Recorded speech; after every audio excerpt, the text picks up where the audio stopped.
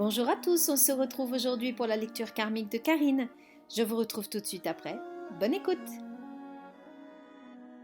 Je vais dire bonjour à tous ceux qui nous écoutent et nous sommes aujourd'hui avec Karine pour une lecture de vie antérieure. Alors, la première chose qu'il me donne, c'est l'époque, c'est l'Antiquité. Vous êtes une femme. On me donne tout de suite votre prénom, vous vous appelez Antonine. Nous sommes à Rome et c'est au IVe siècle, on me donne l'année précise, 311. Alors, c'est la première fois que ça m'arrive ce genre de choses, mais on me dit que vous êtes issu de la haute bourgeoisie romaine, dans les hautes sphères, d'accord, et on me dit que vous descendez d'un grand personnage historique. D'accord. On me donne le personnage. Okay. Marc-Antoine. D'accord.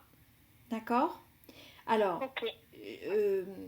Je pense que c'est pas direct. Hein. Vous n'êtes pas ni la fille ni la petite fille. Ça remonte. Hein.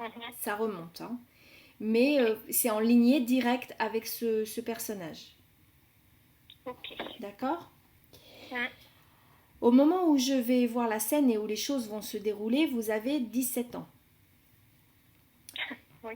Vous êtes érudite, on me dit, très savante. Vos parents pensent à vous marier, mais vous ne voulez pas vous engager. Pour des raisons stratégiques et politiques, votre père vous met la pression. On me dit que c'est un homme d'autorité. Alors, je ne sais pas si... j'ai l'impression que c'est un homme de loi. Alors, ce qu'il fait, je ne sais pas, mais en tout cas, c'est autour de la loi. Hein? D'accord. En tout cas, il a d'énormes responsabilités. Il veut vous marier pour obtenir un poste à l'étranger. En fait, il souhaite être comme gouverneur, on me dit gouverneur de province. Alors, je ne sais pas effectivement comment ça se passait à cette époque-là, mais je pense qu'on pouvait, comme si on était muté, par exemple, hein, aujourd'hui. Oui, c'est ce que j'allais vous dire. Voilà, hein, c'est à peu près ça. Et lui, il souhaite un poste où la vie sera belle, quoi. J'ai l'impression que c'est vraiment, il souhaite le soleil, etc. Bon, il est à Rome, vous allez me dire, il y a du soleil, mais j'ai l'impression que c'est l'Orient. Quelque chose comme l'Orient. Le Liban, quelque chose comme ça, quoi. Hein, des pays comme ça. Alors, vous détestez, vous connaissez l'homme à qui il veut vous marier parce qu'il est dans le cercle d'amis et de relations professionnelles de votre père et vous le détestez, cet homme. Alors, il ne convient pas du tout à ce que vous imaginiez. Hein. Il est assez âgé, enfin beaucoup plus âgé que vous, hein. Il a bien une vingtaine d'années de plus que vous. Il est veuf et il a déjà des enfants. Ok. Alors vous êtes, au niveau du caractère, vous êtes une idéaliste. Vous rêvez de l'amour avec un grand A. Donc forcément que ça... C'est resté. Bon, c'est resté. Très bien. Bon. Ah, mais c'est très parlant. Hein. Je vous avoue franchement que ça... Bon. C'est déjà pas mal pour le début. Hein. D'accord. Bon. Ouais. Ok. Ouais, je vous montre. Bon. Continuons. Oui, continuons. Donc forcément que cet homme-là, l'image de cet homme ne vous convient absolument, mais alors pas du tout, quoi. Vous voulez vivre dans votre idée, hein, dans votre idéal, vous voulez vivre de grandes aventures comme vos illustres ancêtres. Donc on y revient. Je pense que ça a une grande importance en fait dans la vie de cette femme qui s'appelle Antonine, hein, que vous avez incarnée. Je pense que c'est très important pour elle, les ascendants sont très importants. Et j'ai même envie de dire que ce que je ressens là, c'est plutôt d'ordre social, c'est-à-dire que les ascendants sont très importants à l'époque. On y fait beaucoup attention. Alors, votre père, lui, par contre, il trouve ça ridicule à souhait. Hein. Voilà, pour lui, c'est pas comme ça qu'on mène sa vie, hein, c'est pas sur des idéaux, c'est plutôt sur des faits, sur des choses très concrètes. Euh, il vous dit, hein, parce qu'il argumente, hein, je vois beaucoup de discussions avec votre père. Votre mère est peu présente, hein, il y a peu l'image de la mère dans l'entourage. J'ai l'impression que c'est vraiment votre père qui chapeaute tout, hein, qui dirige tout. Mhm. L'homme que vous devez épouser, pour lui, hein, selon lui, offre toutes les qualités d'un bon époux, avec un rang social et une situation très confortable qui vous met à l'abri du besoin. Ouais. Même que vos frères et sœurs ne comprennent pas non plus votre refus. On vous jalouse, vos sœurs vous jalousent, vous envient qu'on vous fasse cette proposition. D'accord ? Elles ne comprennent pas non plus, ni vos frères d'ailleurs, hein, ils ne comprennent pas non plus votre façon de penser, qui est, j'ai envie de vous dire, un petit peu originale, qui sort un petit peu des sentiers battus, comme on dit. Hein. Vous avez toujours été considéré au sein de votre famille et de votre entourage comme le vilain petit canard, un petit peu.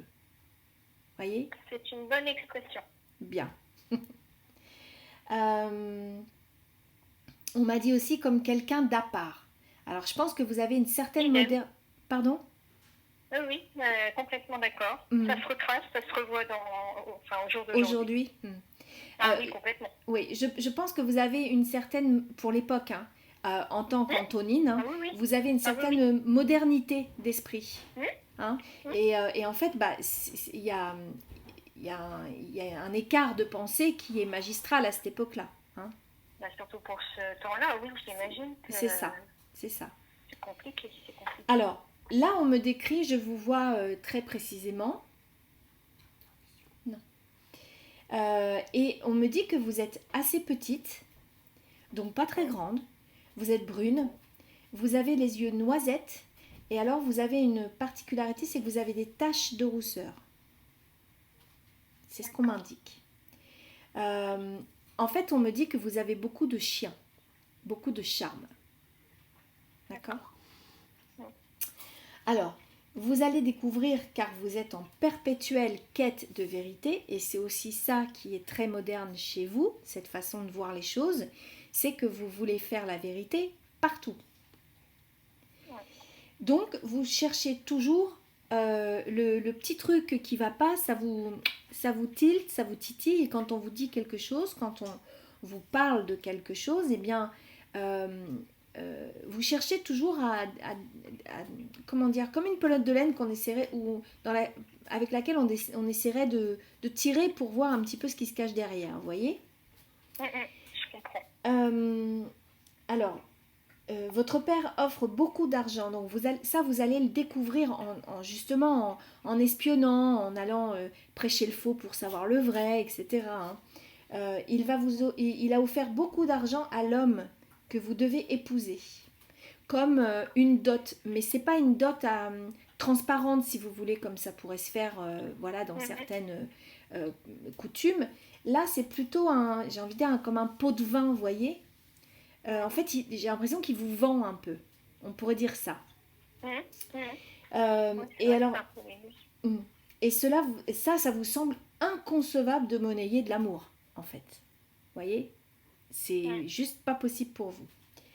Alors, vous allez décider de vous enfuir. Alors, vous êtes très idéaliste, hein, forcément. Donc, forcément un peu naïve également. Hein. Ça.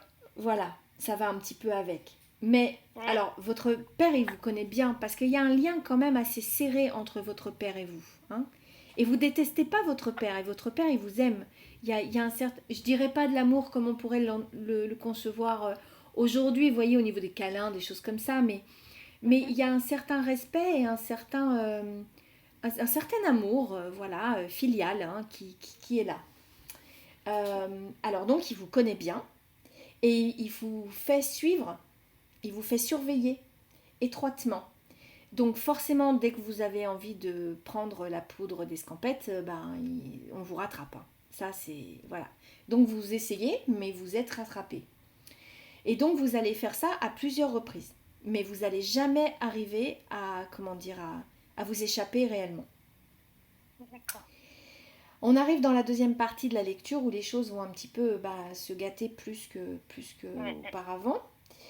Vous allez avoir l'idée de lui faire du chantage parce que vous allez comprendre que, enfin, vous allez admettre l'idée que vous devez jouer avec ses armes. Voyez, que sinon, D'accord. vous n'allez pas pouvoir jouer dans la même cour et avoir gain de cause. Donc, vous allez vous dire, je vais faire comme lui. Je vais utiliser les mêmes armes. Donc, vous allez décider de lui faire du chantage.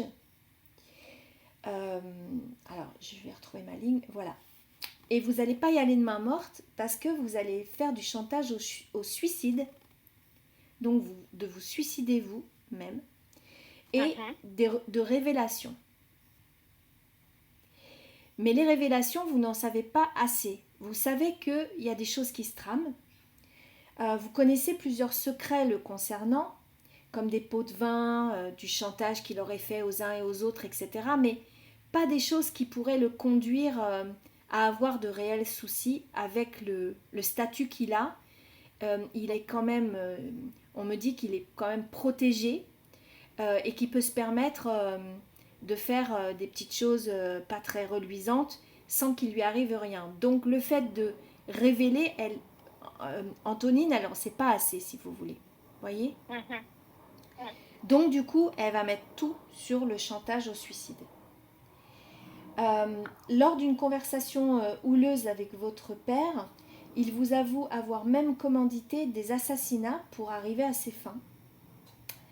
Donc ça va quand même assez loin dans les crimes qu'il a commis ou les choses, voilà. Mais je vous dis, il est protégé. Donc il est extrêmement sûr de lui. Il n'a aucun doute. Donc il ne vous croit pas, il ne vous donne pas de caution et il vous croit pas capable de mettre fin à vos jours ou de mettre en péril toute votre famille. Vous voyez, il ne vous croit pas capable de ça. Donc vous allez essayer par tous les moyens de vous raisonner, mais vous n'y arrivez pas. Votre idéal reprend le dessus et vous êtes prête à tout, et surtout à tout pour ne pas épouser cet homme.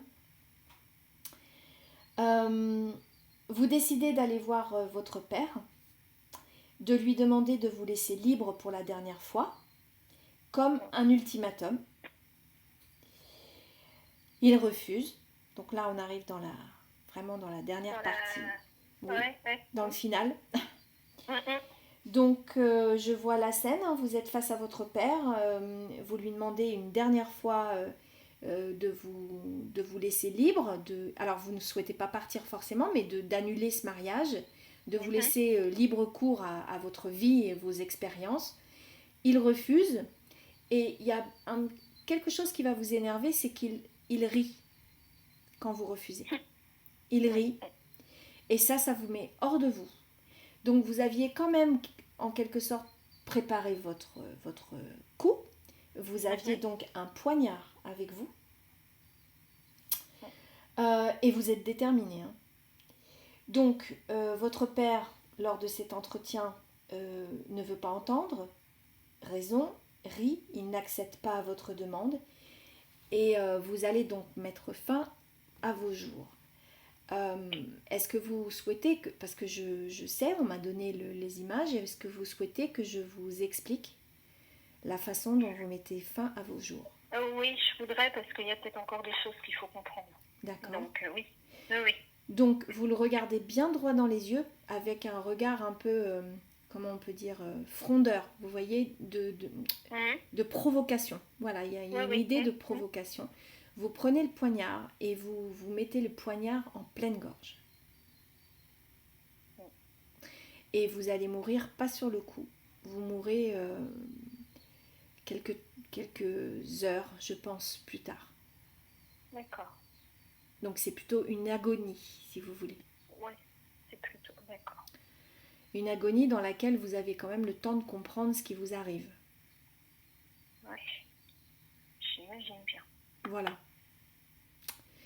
Voilà pour la lecture, Karine.